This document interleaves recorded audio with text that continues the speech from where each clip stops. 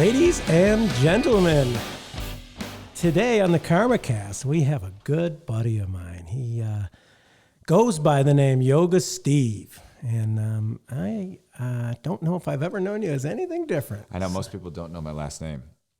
Right. I know what it looks like and what it's spelled like, but I don't think I've ever used it. I was with a friend of mine the other day, and he still calls me by my last name because that's what my friends call me. And they were like, Procknell. And then somebody was like, wow. Who's that? Who's that? And like, that's how you say your last name. They're like, isn't that like some kind of supermodel or some shit like that, Steve Procknell? They were going to go with like, I'm going to start using that from now on. Right. No, actually, it's interesting because you and I have done a couple conversations that we've recorded. And when I say Yoga Steve, I think to myself, does he actually like that? And sometimes I just want to say your name, but I'm like, fuck, I'll totally butcher the pronunciation of it. Yeah, it's easy to say. It's one thing that I've never had a nickname like that, but people remember nicknames, so I just roll with it. Okay, so we're getting off topic a little bit of what I wanted to talk about, but I'm on this topic. So have you ever introduced yourself to someone as Yoga Steve? Hi, I'm Yoga Steve.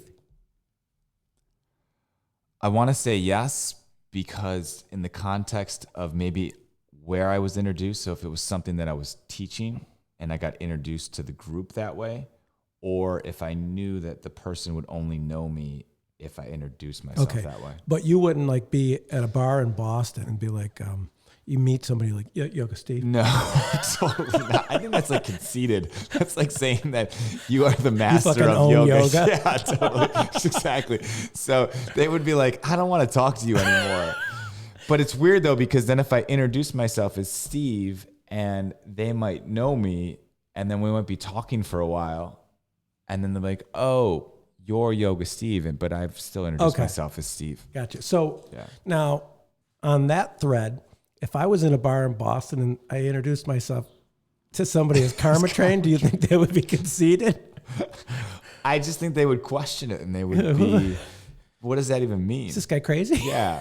Or are you like a Brazilian soccer player and you go by like one name? Right. Yeah. Right. Lou, can you weigh in on that? The conceited side of the... I don't think him saying Yoga Steve is that conceited. I think they have to have some kind of, they already have to have heard the name for you to do that. I feel that if I say my name is Steve Procknell, but most people know me as Yoga Steve. Oh, right, that's better. That is way more professional than being like, oh, hello, Yoga Steve. Totally. Especially to other guys. And if any of them were like, 35 years and older, they might think you're saying Scuba Steve. Right. You know what I mean? Yeah. So anyway, okay. Well, I like that. That's good. So what I really wanted to talk to you about today, Steve, now every time I say your name, I don't know, I'm going to pause, but I'm going to just go with Steve. We'll stick with that. I'll see if I can get a rhythm. What I want to talk to you about today is how you're marketing yourself. And just to put it into context for the people that are going to watch this or listen in on it, I believe you've done a really good job of building a personal brand in this marketplace, I would say the Buffalo marketplace. Do you have some kind of thing, any different things going on, maybe Rochester, Southern Ontario, that kind of thing? But I get inboxed to do different things out of town, but it's sporadic and it's not just locational. Right. It could be on the West Coast. It could be on the East Coast. Sure. So it's not growing out. But I will say, though, that I was at a yoga festival the other day and it involved people from Syracuse and Rochester. And there was a fair amount of people that knew me that I didn't know. And it's interesting I don't want to consider myself I hate using the word influencer, but there's people that see your content and they become friends with you and then they meet you in person, which is kind of a weird scenario because sometimes what someone will say is, oh, you're just like who you are on social. And what I'll hear from other people is they might meet someone that they follow on social media and then they'll say to themselves, well, that person isn't at all like who they are on social. And it'll be like a letdown. Right. Gotcha. In this modern world of following people from afar and being friends with people from afar. Now, that's a topic I don't want to talk about right this second, but I want to get back to that because I think that's interesting. So to continue with the context, you've really developed a really nice personal brand in this marketplace in particular for and correct me if you'd like to phrase it a little differently, for being an expert about fitness and being a promoter of fitness to many. Would you characterize it like that? Or do you have a different way that you'd like to be known as? It's like a tough scenario because I look at myself as my own experiment, right? Especially with fitness, of what am I doing to continue to grow? And then also on the same side, how is it that I can help the people around me grow in a community aspect? Right. So it's a win-win situation because for me, it's like, okay, my fitness journey and wellness journey is not over. It's still evolving. And how can I do that with involving others so more people are on board and then we're doing it together? Right. And that's very interesting. I like the perspective of saying, I have to evolve myself in order to help other people evolve. And I believe in that concept. Yeah, it's trial and error. Right. And that's the same way that anything in the health and wellness industry is for the most part. It's like, who's really doing something that they were doing 20 years ago and doing the same exact thing? It might be very similar, but it's also could be very different, or they've evolved in that scenario over the last 10, 15, 20, 30 years. Gotcha. Okay, so that being said, that we place the context of, what you've done, and I consider you a pretty accomplished person in that arena. How do you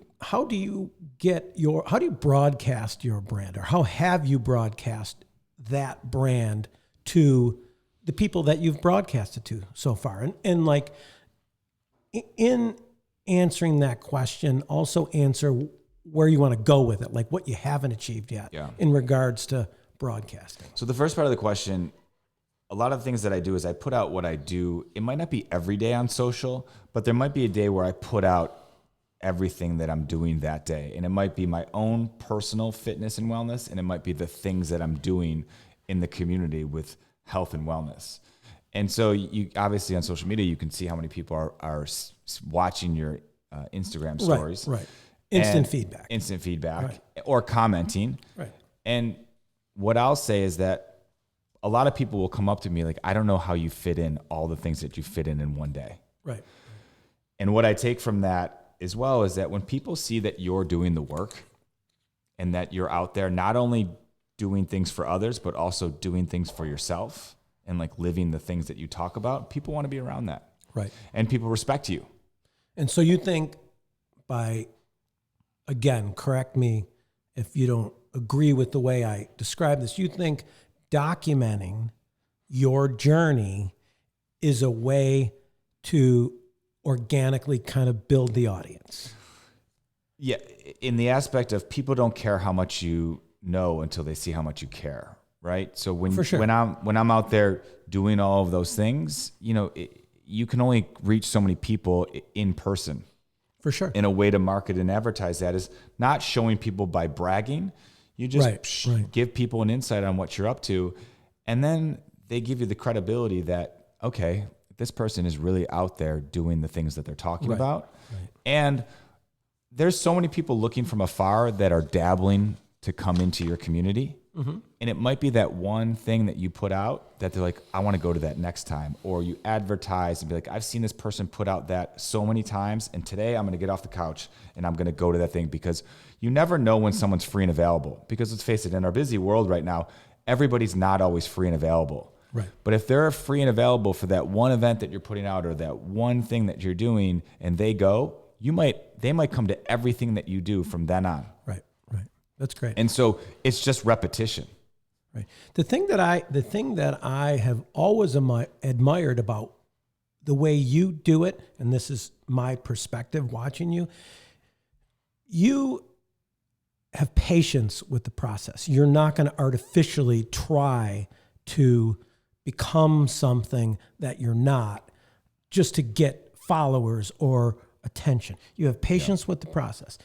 Number two, and I think this is from knowing you for the time that I've known you, you always are trying to bring value to people. And I don't even think it's intentional. I just think that that is who you are as a person. And I think that that's the critical factor of building and a long-term audience is always bring them value. And I just think that you instinctually do it.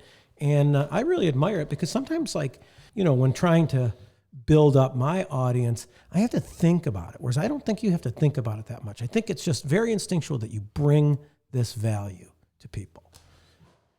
Well, what I like to do is put out some sort of nugget to people that I live by. So if I use the hashtag win the morning, win the day, I'll see that people will tag me on that hashtag, win the morning, win the day. And so if I was able then to contribute maybe to them for a morning routine, or I'll use the hashtag outdoorphins just to encourage people to get outside. So if somebody goes outside and they have a great time outside, they're like, oh yeah, I remember Yoga Steve used the word outdoorphins.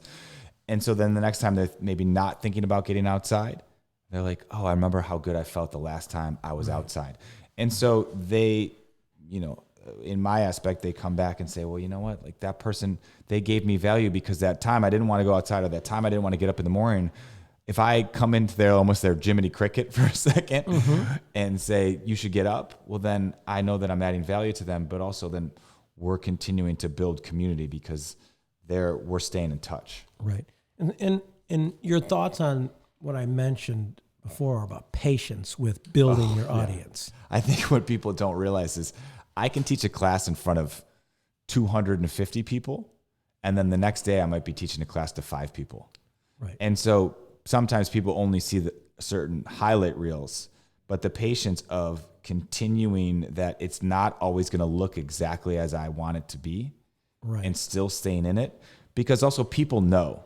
If I'm only there to teach the glitz and glamour classes that have 300 people, that's great. But if I'm teaching a small class and they see that I totally don't want to be there, I'm losing out on the people that are in front of me as an opportunity for themselves and for myself in the long run. And so for me, it has to be patient over and over again, and also not being over ego or that I only teach in front of larger groups. And it keeps me humble. Gotcha. So watching things evolve, that I'm capable of teaching the big classes, and also I can be skillful enough and capable to teach the smaller classes as well, is continued good work for me. Right.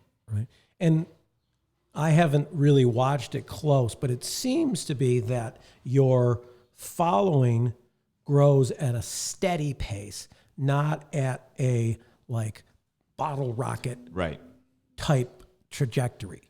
Well, and I also, in my own experience, have seen that very few people that happens to, where it's like one breakthrough moment where all of a sudden you go from, the outhouse to the penthouse. Right. And I just stay in that repetition of moving forward and see that, it's small little growth over and over again. And it's a lot of it is locally. Right. Yeah. I actually think that there's nothing wrong with going backwards. Totally. I think it actually is a learning process where, say you're growing like this, and then somehow something happens there. It forces you to say, well, am I not bringing value to these people? Because it's really about bringing the value. And if you stop bringing the value, you start losing the interest. And that's a good guide, I think. And definitely one thing that I've learned over the years is the things that got me to where I am, I can't stop doing those. So if I find myself being content with like, oh, well, I got a pretty good following now and things are going well and people inbox me about certain things, am I still doing all those things that made me really hungry to continue to grow? And there was a time about 6 months ago where I was really, really busy and I wasn't doing as much for myself that I needed to do. And I was like, well, what's not happening right now? And I was like, wow, I still got to keep, like, the journey's not over with that. I still need to keep my foot on the gas on the things personally that allow me to continue to show up. Right. As you said before, that's what drives. Exactly. This side drives that side. Well, it's like if the Patriots win the Super Bowl, they can't just rest and be like, well, we're just going to win it next year. It's like whatever it took to get there, they have to do the same steps or even harder to do that. Right. Exactly. Yeah. No, and I think that's great. And I think that's, I really like that. That's a good piece of information. I've talked to you many times and feel like I know you relatively well. And you saying that it really emanates from taking care of yourself. Oh yeah. And in a way where you're not bragging about it, you're just sort of showing people your journey. Well, I feel like that's the key with social. If you're saying, look at me, look what I'm doing, I'm better than you, you'll totally turn people off. But if it's something that's a little bit more playful and it's just something that you're documenting to show people, because there's actually a lot of people that want to know what you're up to, or maybe I'm adding value to their day, or I know that when I listen to somebody else or see somebody else, maybe they gave me a little bit of nugget if I didn't feel like doing something and I saw somebody else's post or somebody's Instagram story. I'm like, you know what? I'm going to go do the thing. Right. So, so that's interesting. So do you have a person or a group, or not necessarily a group, but a bunch of different people that you look up to in the fitness community that you've learned some things that you kind of incorporate a little bit into what you do? Yeah. So me coming into November Project, they're very big on social media. Right. And so I learned a lot about posting, and Brogan Graham, who's one of the co-founders of November Project, he started doing a really good job of documenting stories of his day and kind of had a format that I was like, oh, this makes sense. Right. And having it be something that has a chronological order as just being completely sporadic. And what I had found even in documenting is like, if you show somebody one post and they really like it, they want to see more. Right. Right. So continuing, if I know that I'm going to an event and I won't get too caught up in it, but I'm like, okay, here I am at this event. How can I do this in the most effective way to make this a story? Right. Without taking myself out of the event, like being the person at the concert that's only filming and they're Sure. never going to watch those things. Sure. But I could be at a 3-hour conference or event and say, okay, look, I'm going to look around, see this event. What is the best things for me to document here that I know that when I'm finished, I can put this out in social and it won't take me that long. Right. Because I don't want to take myself out of the present moment. It's interesting that you say that about the chronological order for two reasons. One, I have personally adopted a strategy where I'd like to keep people guessing. Mm-hmm. And it has proven effective with a certain type of person. So for instance, I'll post a picture of me from maybe 4 months ago out of town somewhere, and I'll get text messages.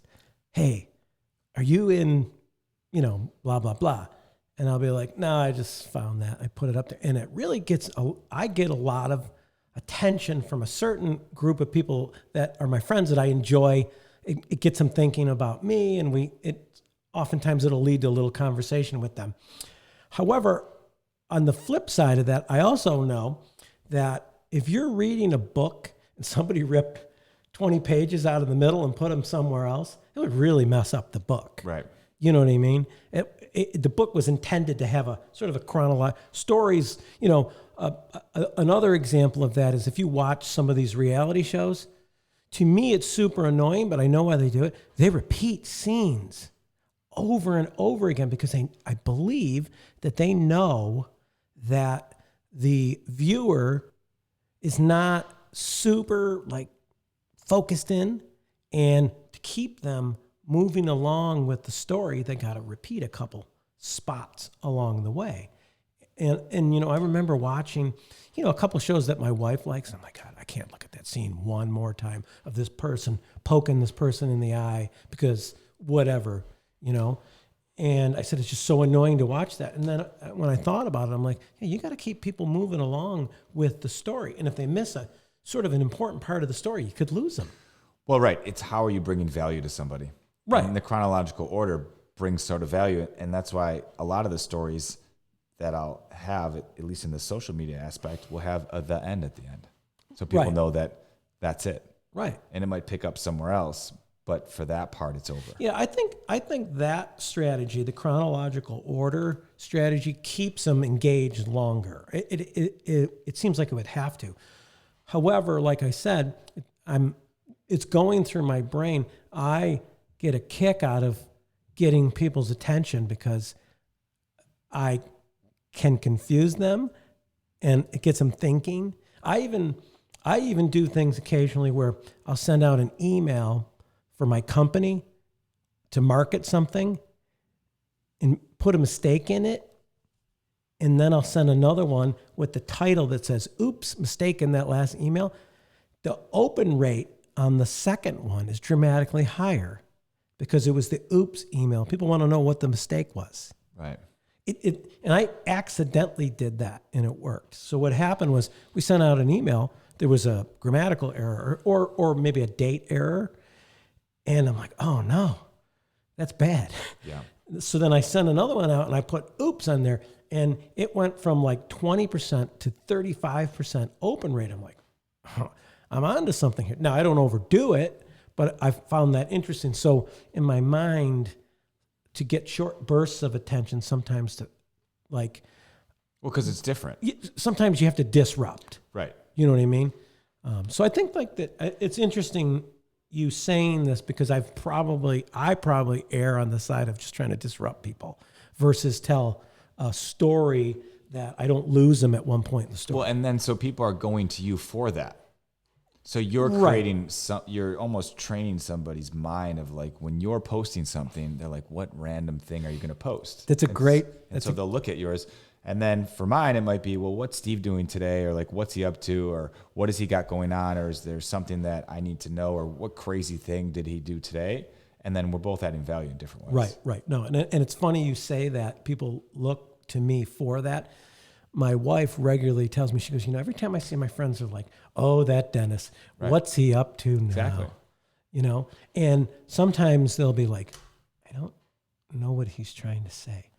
And my wife's like, can you please just be a little bit more like clear because I'm tired of people saying that? I'm like, no, because you don't ask what their husband's up to. They're paying attention to me. I got their attention. Do you know what I mean? Exactly. So that's why I kind of got a little addicted to doing that because it's worked for me. As a matter of fact, the first time that worked for me is when I was opening the research and design store. I was putting up very sort of cryptic, random pictures of the process of redoing the store, of like remodeling and restoring the building. I got 2 young kids to come and help me with it for free because they were so intrigued by it. And one is now a pretty good friend of mine. He lives in Brooklyn. Every time I go there, I look him up. We go get coffee. But it was interesting. This kid, I was posting things. I think it was on Instagram. And he goes, I'm dying to know what you're doing. It's so interesting. You're showing pictures of this barn and this. He goes, what are you doing? And I said, well, meet me down here. The kid goes, I love this. Can I help you? Yeah. Kid helped me for like 4 months for free. I mean, I bought him something at some point, but it was interesting. That was the beginning of my addiction to this sort of, what is he up to? And I'm not exactly sure. Create a little confusion. Well, and you're giving people information because whatever you're posting, they're seeing it. And so I know that when I put out what I'm doing each day, maybe I'm at a place that people have never been to. So say I'm at the Gorge in Buffalo, or say I'm down in Ellicottville, or I'm at some different destination where a lot of people are too scared to go try something out by themselves. And if they see something and see that it's okay, they could DM me and say, where was that? Where were you that day? Or where should I go? Where should I park? What should I do? And also there's a lot of people that are they're doing the same thing over and over again, and they just want an excuse to do something different, especially outside. And if I can give them that, like, it's okay to go do this thing, or maybe a little bit of a nudge to go try something else out because they're in the same routine and it's not working for them anymore. It's once again, just adding value to somebody to say, like, you know what, I'm going to, today is the day that I'm going to get up early and I'm going to go outside and I'm going to go for a run or a walk, or I'm going to go to the November Project, or I'm going to go to yoga, or I'm just going to go ask my friend to go do this together. And then all of a sudden they feel alive again. Right. Because they're maybe just stuck in this regular routine that's not doing the same thing that it used to do for them. Right. That's great. So do you, on that note, do you get a lot of DMs for things like that? No, I wouldn't say. I mean, I don't know what's the measure. Well, I mean, I get. There's a couple. I mean, definitely for sure, multiple times a week, someone will, DM me and ask me questions about this, or they'll say, "What do you think about this?" Right. Or, what time do you guys meet for this, or is this still going on, or how should I start this? Right. And I try to respond to that as much as I can. Or it might just be, can you come to my office? Almost all of my business has has been organic, where people have inboxed me through social media and said, hey, I saw you did something at this office, or I saw you did this event. Would you be willing to do it here? Oh, right. And, if I'm available, it opens up more opportunities. So that's the other part about social that's great, is that the more content that you put out in a non-bragging way, right, the more that someone else says, well, I saw that it worked over here. I think it can work over here with my corporation or my organization. And it creates a trickle effect for progress. Well, that's great. So the way I take that answer is maybe not a ton of quantity, but your DMs are pretty like quality. Like you get things that can turn into something. Yeah, and a lot of them don't. I mean, right. The other thing is I've had some people that have put my name into a hat for really big things with some pretty decent promises, and a lot of them haven't come through. Right. Right. And that's a learning curve as well, because I can get really excited that my name is at the top of the list for something really big, and I can get really excited, and then I'll get the email that says, unfortunately, we're going in a different direction. Gotcha. And that it's not all successes. Right. There's definitely definitely misses. No, but so would you say if you got more of that direct message, sort of inbox type correspondence, would you feel like that would be a measure of you moving in the direction you want to go? Well, it depends on the quality of them. If it's just someone asking you a simple question about something fitness related for their personal self, then it may not be. And it's careful what you wish for. Right. What if you had 40 DMs a day that you had to respond to? And you couldn't do it. That were just asking, like, what yoga mat should I buy? Right. Or, what would you recommend for a calisthenic routine? Will you write me a calisthenic routine? Right. And it's just like, you want to help people out, but the unfortunate thing of the world now is people can contact you anytime, any place, anywhere. Sure. And a lot of the times they're going to expect a response because they contacted you. Right. And if you don't, it's like my birthday was the other day. Right. And so I had a lot of different people text messaging me, phone calling me, and, on Facebook. Do you remember me hitting you? Right. I did. Yeah. And you have to, it's hard because as a human, you want to respond to people because they're reaching out to you on a day that's, and they're taking the time to write something. But if 500 people do that, I could have spent my whole birthday responding to others, as opposed to taking the day on myself. And that's an interesting one, because not only do you feel bad, but those are 500 opportunities to make somebody happy too. Like, hey, thanks a lot for reaching out to me. When if you don't respond, they'd be like, what a jerk. Conversely, you're a dick. Right, totally. And they don't know how many you got. Yeah. And who the hell wants to make excuses like, sorry. Yeah. Sorry, 500 people hit me up. Like a blanket post like, hey, I'm just so freaking popular. I got 500. So if you don't get something from me, sorry. Right. Because what if someone else that doesn't have as many followers only gets 20 people that responds to them? And it's like, I'm not more important than anybody else. Right. It just happens that I do something that's public because I'm in front of people a lot. Yeah. And you do care you have a specific code that you want to live up to, meaning you don't want to be rude. So something that can be construed as rude, even though you're not trying to be, it's not something you want reflecting. And I want people to know that I care. And so if I'm the person that doesn't respond to people, then they're like, well, he doesn't even have the time to respond to me. I want people to know that I care enough about them that if they do write to me or do inbox me or do text me, that I'll get back to them within 24 hours. Right. And not 2 weeks. Right. Exactly. All right. So moving forward, where do you see this process of building your personal brand and broadcasting it? Where do you see that the world is, or that kind of world is going, and how do you want to navigate there? Like, where do you want to go? Where's it going, and where do you want to go with it? Well, for me, I'm trying to get more into speaking things. So going into more corporations, schools, especially, and doing more speaking engagements and helping people meet them where they are. Because now I know that I've been able to tap into a lot of people that I see in person that are doing fitness.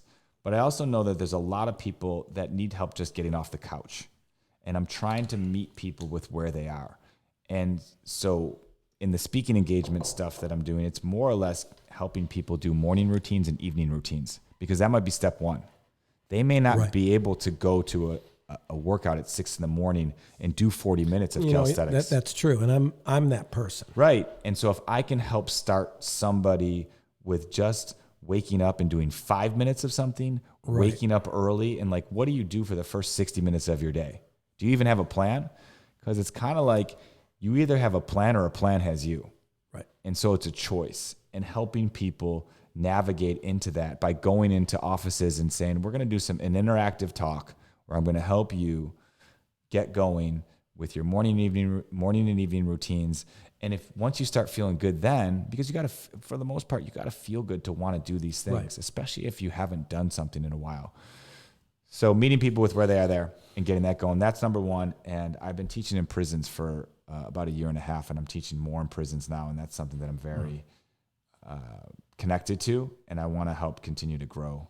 And what do you like about that? Because that's something that I find interesting. Where are you? Obviously, you're trying to help them, but where's your joy coming from? Well, I'm learning more about humanity. When would I ever have a view inside of those types of scenarios? Especially at that level. Exactly. Right. And I'm also learning more about their lives. I'm seeing the humanity in what I would have thought and what I feel that the media has put out of, like, these people are animals, and they've done, and they deserve to be there. And, you did X, so we're going to throw you away. And you might not ever see the light of day again. And I'm bringing something that I believe works with, yoga asana, which is the physical movement. And I'm watching these gentlemen transform in a 1 hour period, not only with themselves, but with the others around them. And I'm seeing change happen with them, and also watching them open up and watching them, talk to me about how yoga made them feel, or seeing them create a small community within one another. And for me, the joy in that is I feel like I'm seeing them heal and change their ways of being. Right. And let's face it, when you feel good physically and mentally, it's a lot easier for you to navigate your day. That's probably, I would say, one of the hardest places to have a good day. Oh, yeah. In jail. Right. And so if I can give them a 1 hour yoga class that will make them, either they look forward to it. Let's face it. What do you look forward to? Right. That's a highlight. Right. You look forward to this class. So on Thursdays, you're looking forward to going to a yoga class. And then if that class lasts for 2 hours afterwards, or 24 hours, or 36 hours, where you feel good physically and mentally, well, maybe you're not going to be, number one, down on yourself, because mental health is a big problem inside of jails. Right. But also maybe you're not going to harm somebody else as well, whether it's someone in the prison or another guard. Right. Right. And so I feel like I'm contributing to their forward movement physically and mentally.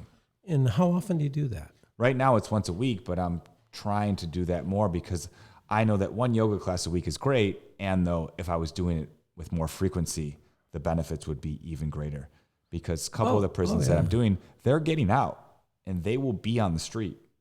Right. And if I can help give them tools to feel better about themselves physically and mentally, and a program and a plan, right, that when I get out, I know that I have this thing in my back pocket, this yoga practice, whether they move back home or they move to a different community, because I've also found out that some of the guys, they don't want to go back home to where they got in trouble. Right. So they might be moving somewhere else.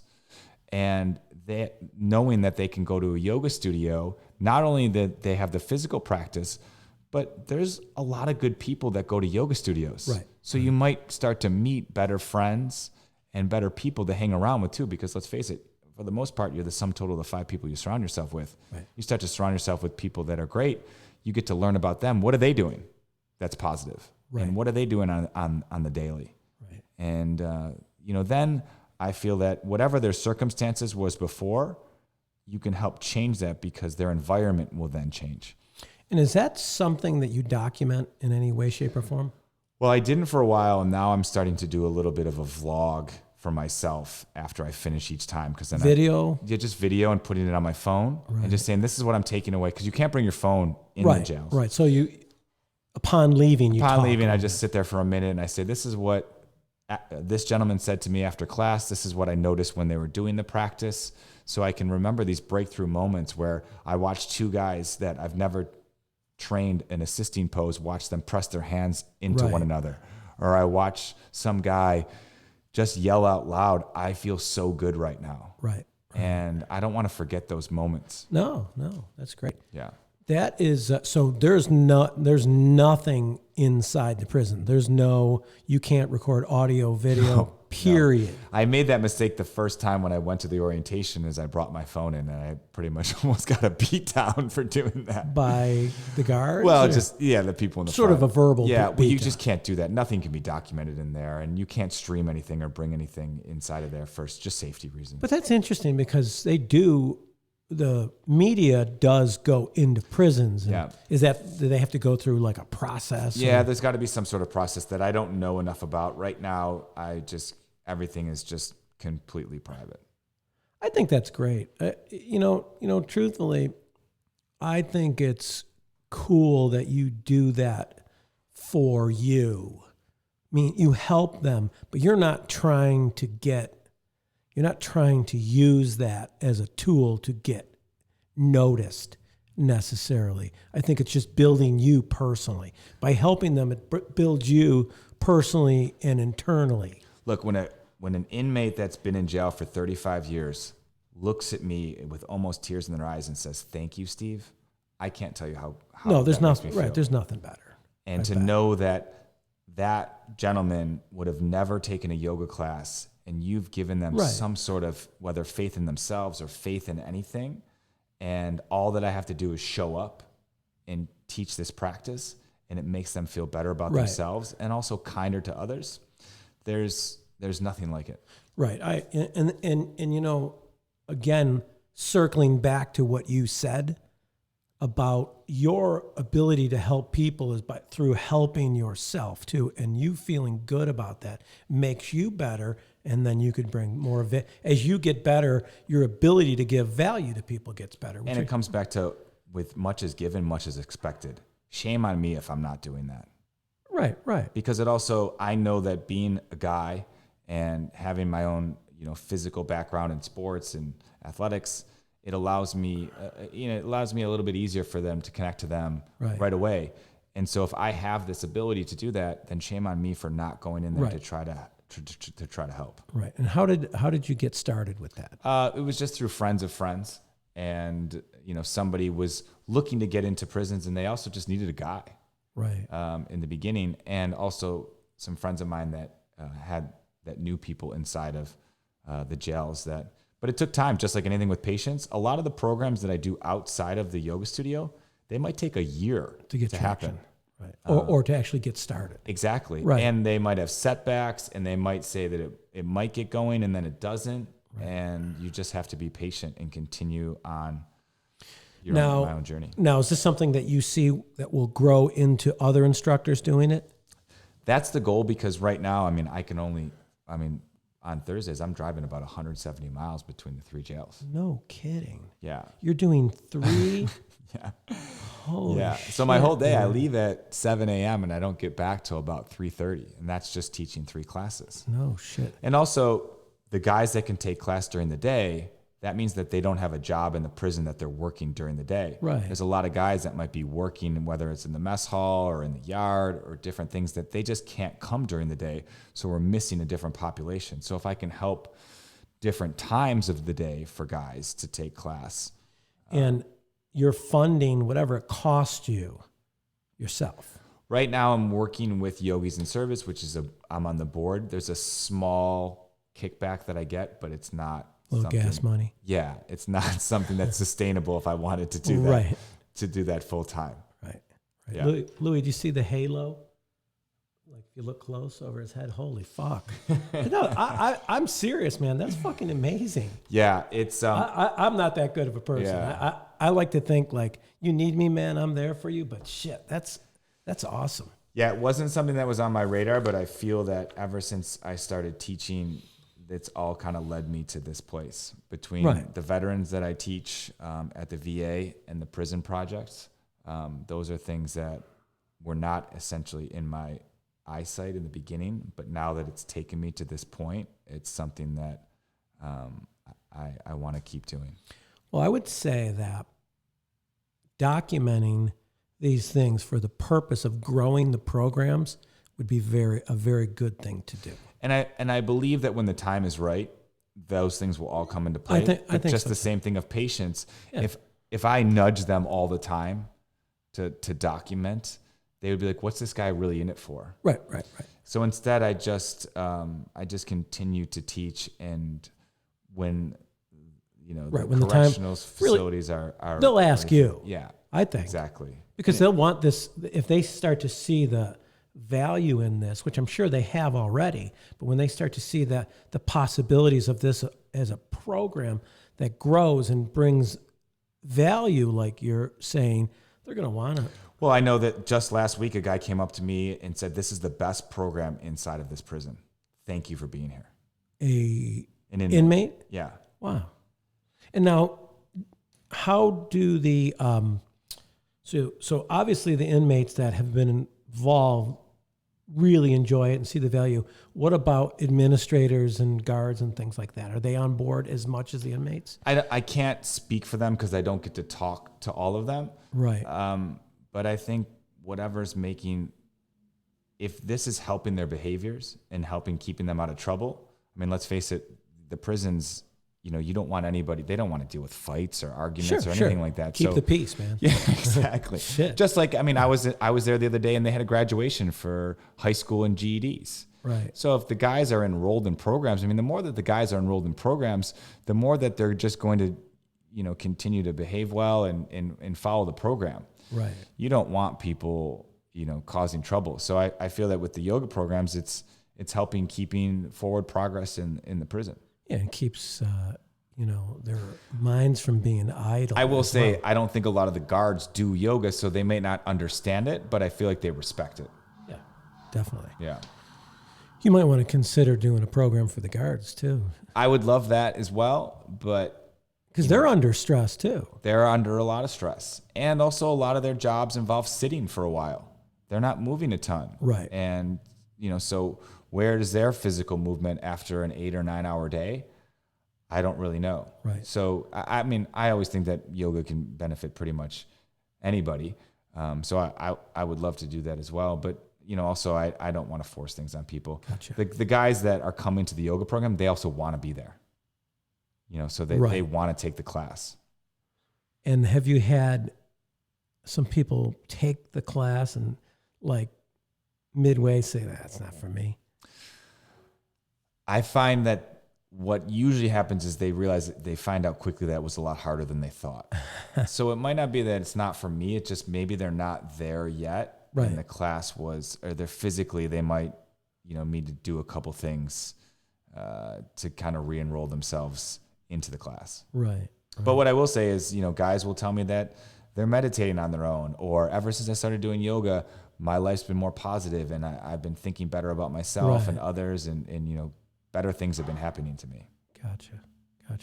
Well, I love that, dude. Yeah. I love it. Again, you have been an inspiration to me on the topics of patience and bringing value to people. It's really, it's something and not really expecting something in return.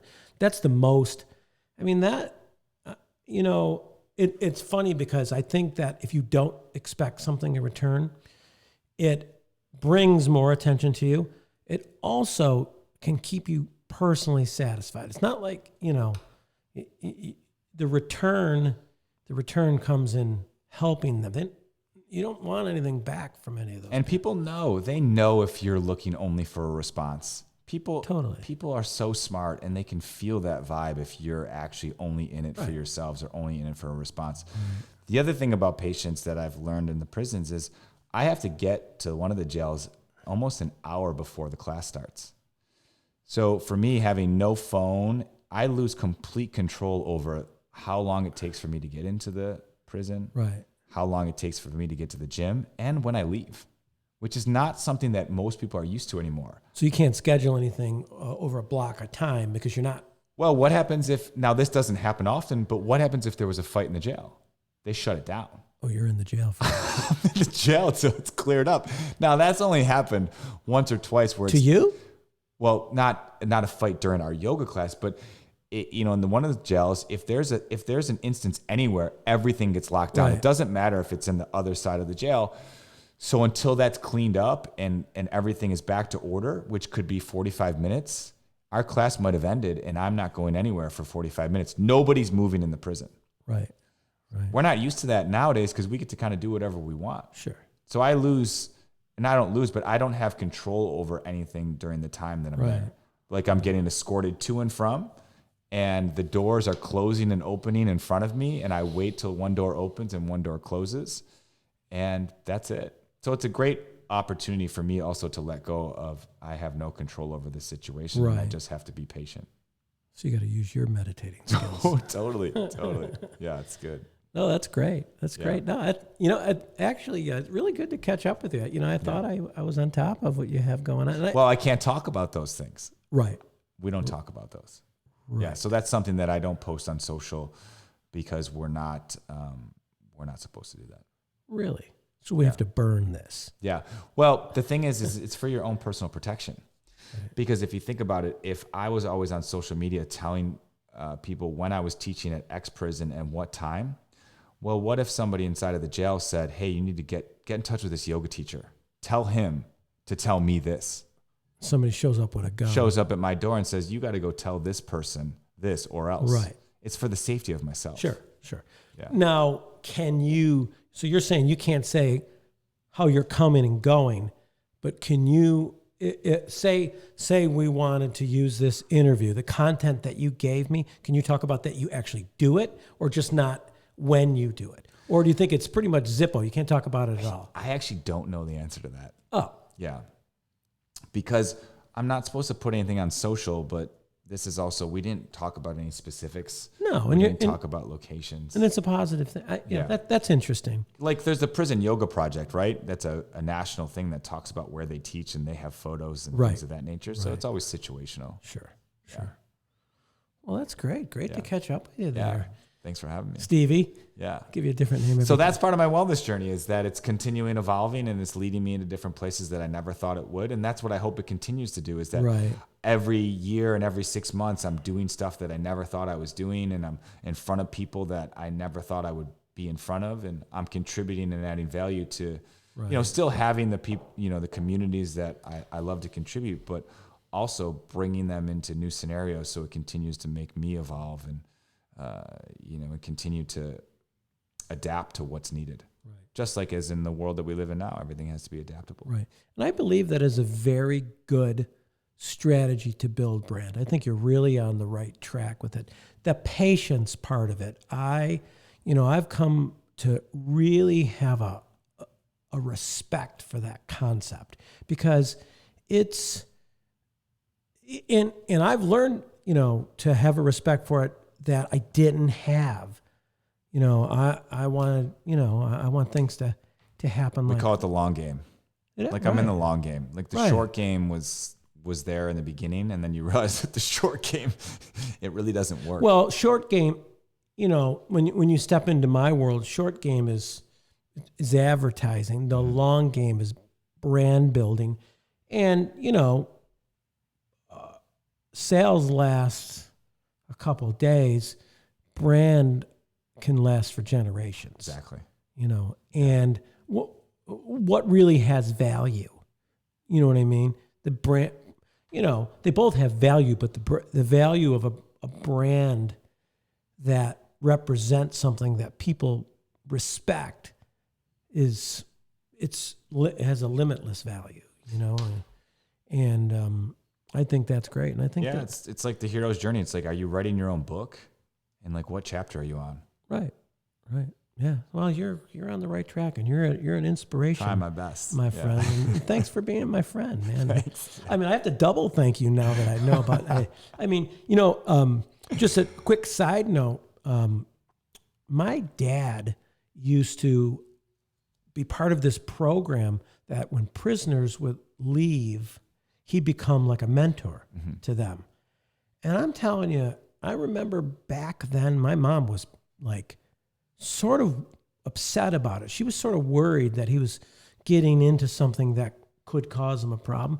But man, I admire the shit out of it. Yeah. You know, looking back, like, why would you do that other than just simply trying to help somebody?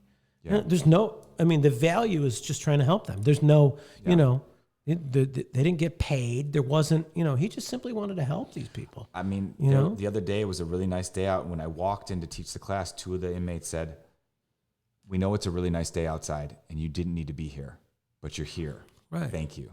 Right. I mean, that's amazing. And you're teaching them that people can be good. Exactly. You know what I mean? And selfless. Well, and I will say that one of the guys the other day came up to me. He's like, I'm so glad that you don't look at us like we're this just like uniform outfit of this, you know, as a prisoner, and you don't treat us like animals, and you come in here and you teach and you give, and you don't want anything in return. And You know many of their names?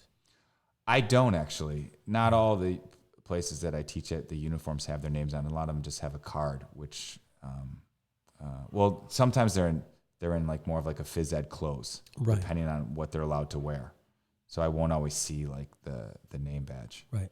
Yeah, but I know some of them, and I know some of their stories, and you know, some of their stories are harsh, and some of their stories were unfortunate things of they were born at the wrong place at the wrong Right. time, and they had the wrong friends, and they did stuff when they were 20. And I don't know about you, but I did a lot of dumb shit when I was 20, and there were days where like if it went the wrong way, You could be there. totally. Yeah, me too, man. Yeah, exactly. Yeah.